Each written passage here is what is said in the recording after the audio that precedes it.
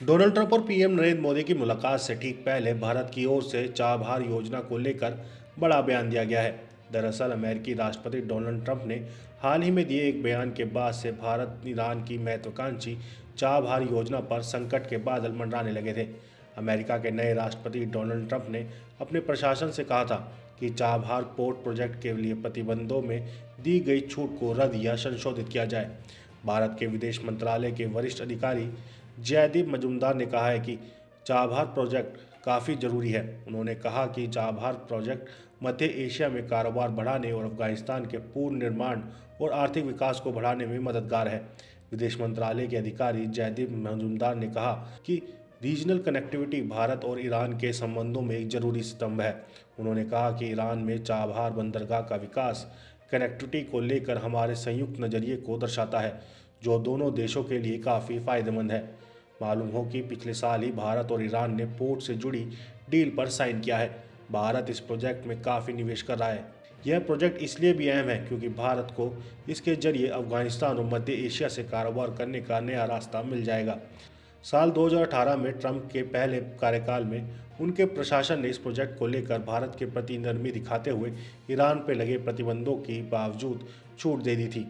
उस समय अमेरिका ने कहा था कि यह छूट अफगानिस्तान में विकास के लिए दी जा रही है, लेकिन अब ट्रंप ने छूट देने के फैसले को बदलने का निर्णय कर लिया है।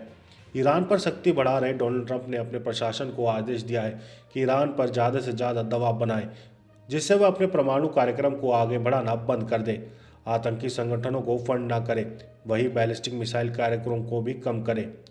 ट्रंप के आदेश में कहा गया है कि अमेरिकी विदेश मंत्रालय को ईरान को किसी भी स्तर की आर्थिक या वित्तीय सहायता प्रदान करने वाले देशों को प्रतिबंधों में दी जा रही छूट को संशोधित या रद्द कर देना चाहिए। इसमें ईरान की चाबहार बंदरगाह परियोजना से संबंधित छूट भी शामिल है। चाबहार पोर्ट प्रोजेक्ट भारत के लिए काफ़ी अहम है। भारत और ईरान के बीच पिछले साल 13 मई 2024 को चाबहार बंदरगाह पर 10 साल का समझौता हुआ। समझौते के अनुसार भारतीय company Indian ports global limited इस बंदरगाह का संचालन करेगी।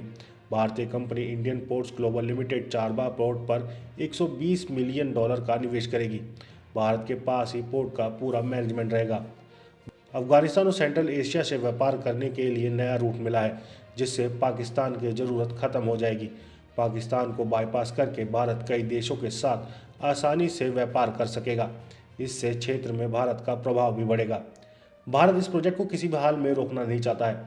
ऐसा माना जा रहा है कि भारत के प्रधानमंत्री नरेंद्र मोदी और अमेरिकी राष्ट्रपति डोनाल्ड ट्रंप की मुलाकात के दौरान चाबहार प्रोजेक्ट को लेकर भी जरूरी बातचीत हो सकती है।